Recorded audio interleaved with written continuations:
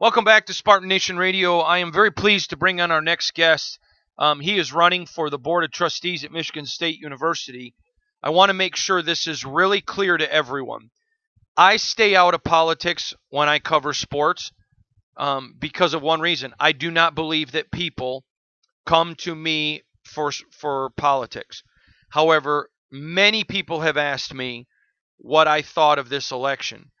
And I want you to know that I'm going to be interviewing a candidate right now who I wholeheartedly endorse. He is a man that we need on the Board of Trustees. We have a bunch of self-serving people, not all, but the majority, not all, but the majority on the board who are only caring about themselves, their own politics. We don't need Republicans or Democrats on the board right now. We need Spartans. And we need people who think like Spartans, who are intelligent, and I'm going to let him tell you his story, but I want to make it really clear. I wholeheartedly endorse Mike Miller for the MSU Board of Trustees. He is a credible businessman. He's had a tremendous career in orthopedic surgery, in orthopedics, He and I share a very close mutual friend in Dr. Lanny Johnson. And Mr. Miller, welcome to the program. Well, thanks for having me, Hondo. I appreciate it. It's a great opportunity to talk to some great Spartans. Mike, I want to ask you very quickly. You are a Spartan, but your life was tragically impacted by Larry Nassar. You know firsthand what the Larry Nassar scandal, what it did. Can you please tell everyone about as much as you can? Well, yeah, I'd be more than happy to. Look, I had known Larry Nassar for many years. My daughter was a competitive gymnast at Great Lakes Gymnastics, where Nassar got his start.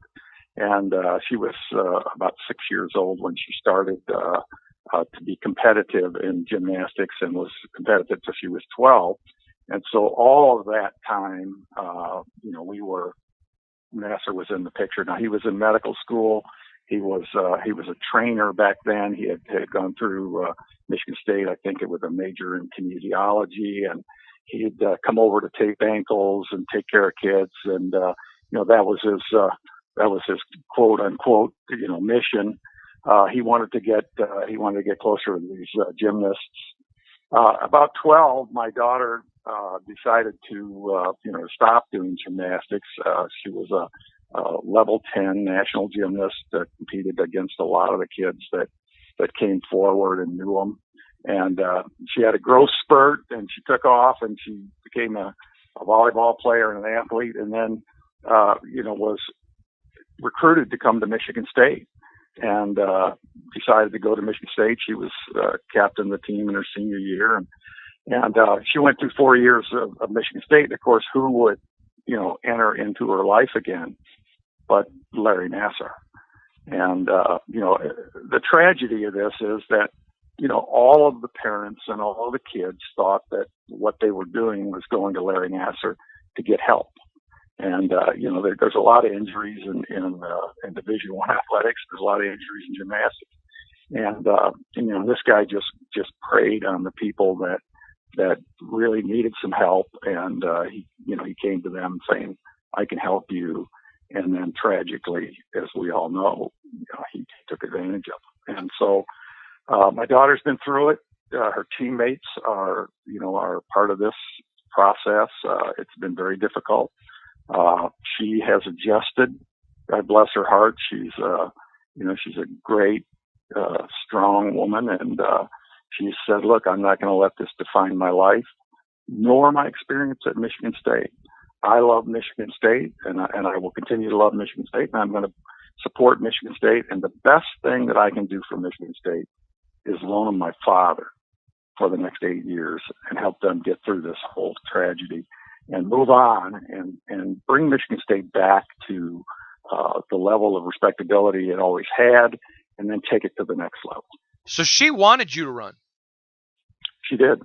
She was the second person I talked to about running. I got a call from a dear friend of mine who, told me that I ought to consider it. And I said I would do that.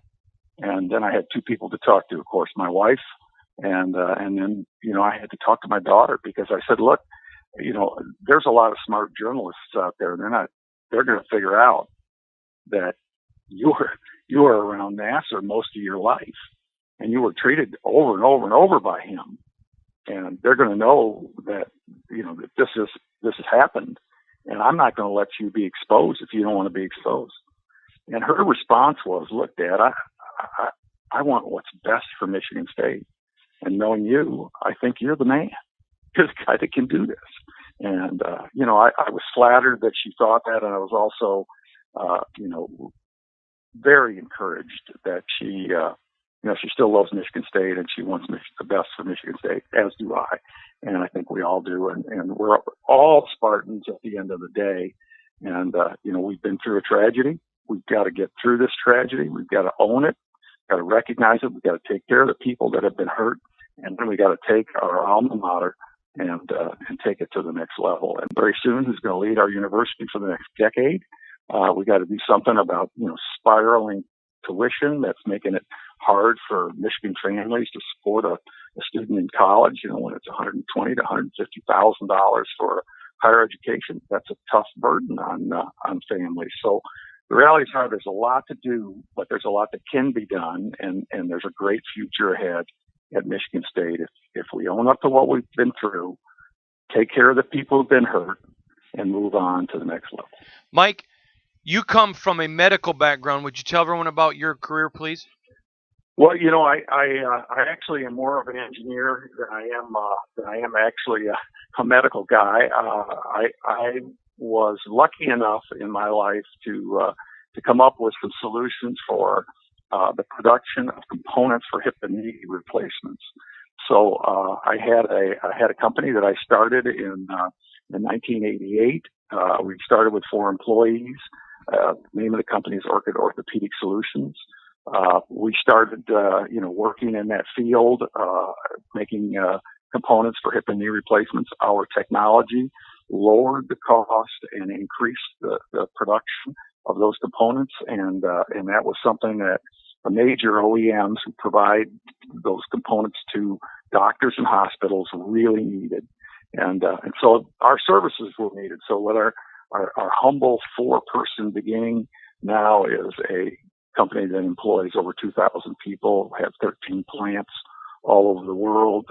We provide services for local orthopedic products in local countries like India and China. We service the local markets there. We export to China. We export to India. And we provide, hundreds of thousands of implant components and instruments all over the United States every year. Mike, one last question from me. One of the biggest concerns I hear from Spartans about the university, and in interest of full disclosure, I've talked with Luana and I've talked to other trustees about it when Luana was president, is there is such a drive to be an international university, a drive, that there are good kids with good grades in the state of Michigan, some of them even legacies whose parents went there, that can't get in because the foreign students spend so much more in tuition. It's as if they're trying to get away from their land-grant heritage and be Harvard or be Yale. There's nothing wrong with Harvard and Yale, but this is a land-grant university that was started for the people of Michigan. I'm not saying we keep people out, but when we can't even get our own good kids, I know of one particular farmer whose daughter had a 3.5, a very good grade ACT score, couldn't get in. And her parents and grandparents went to Michigan State. And they're like, this is absurd. And these are wealthy farmers that are like, you know what? Michigan State's out. I'm not giving them any money when I die. They're out of my will. I believe, and I'm saying this publicly, Michigan State has gotten away from who it was. They've gotten away from what they were founded on.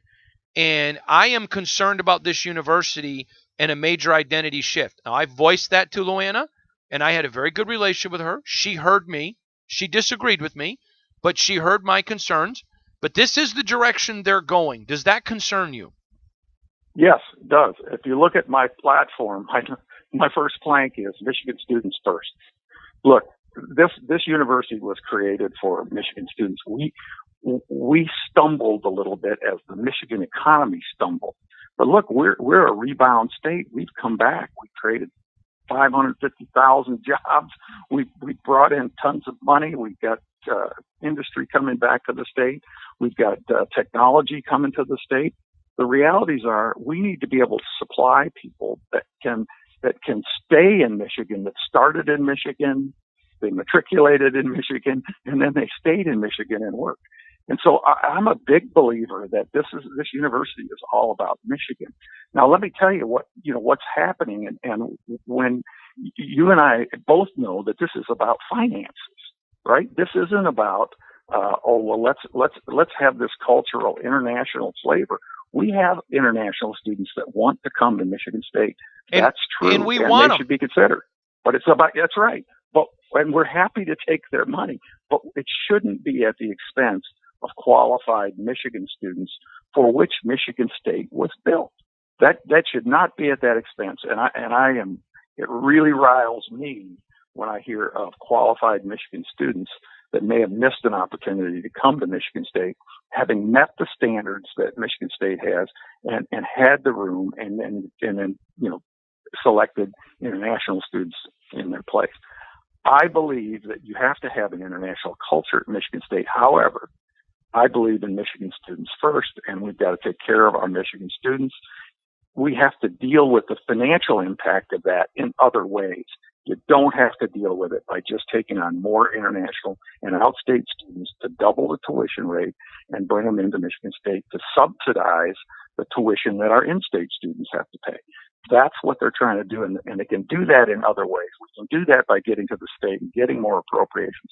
We can do that by getting to our alumni and saying, look, we need to help our students. We need to grow our endowment and having fundraising efforts that make sense and grow the endowment. We're 7th in the Big Ten in endowment. That's not acceptable. We need to be up top. Now Michigan has a $11 billion endowment. Michigan State has a $3 billion endowment. Money earned from that endowment can go to offset tuition. And that's what needs to happen. And it needs to offset tuition to help our in-state students get to Michigan State and not kill the families who are taking the retirement money and putting it into their kids' education, because that's what's the priority for them. I just say preach. That is Mike Miller. He's running for the MSU Board of Trustees. I want to make sure this is very, very clear. Mike did not pay for this interview.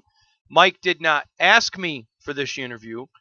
Dr. Laney Johnson, who is a dear friend of mine, he's really, quite frankly, a father to me, brought Mike to me. He wholeheartedly endorsed Mike. I checked everything out about him. This is the exact kind of guy we need on the board. And I'm going to tell you, this is the kind of guy that when you go to the board and when you go to the voting booth, remember the name Mike Miller. This is a man that was touched by the tragedy. This is a man whose daughter that was victimized, but she is not a victim. She's going to go on with her life and have an amazing life, but wanted him to do it. And quite frankly, if you're going to get led up out of the ashes like a phoenix, then you want somebody that was there during the burning process. Mike Miller, stay the line if you would. I want to talk to you. Again, running for Board of Trustees, I wholeheartedly endorse him. I'm asking you to endorse him also by voting for him for the MSU Board of Trustees. We'll be back. MSU Board of Trustees. We'll be back. MSU